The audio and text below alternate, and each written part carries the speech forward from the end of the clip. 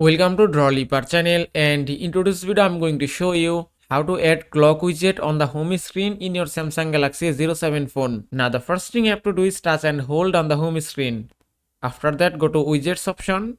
From here scroll down a bit, then just tap on clock option, and here it is. Now here you can find so many kinds of clock widget, and you can add any kind of clock widget on the home screen as you like. Suppose if you want to add this clock widget on the home screen, just touch and hold it and drag and drop it to the home screen, and that's it. You can see the clock widget has been added successfully. Now if you want to customize your widget, just touch and hold it again and then go to settings option. That's it. From here you can enable or disable your background, and from here you can change your background color. You can choose match phone settings, light or dark. Also from here you can increase or decrease your widget transparency. Then just tap on save and it's done. Also, if you want to resize your widget, just touch and hold it, then just touch and hold here, and using this simple method you can resize your widget and you can set any size as you like, and it's done. And that is how you can add clock widget on the home screen in your Samsung Galaxy A07 phone. I hope this video was helpful. If it was, please give it a thumbs up and don't forget to subscribe.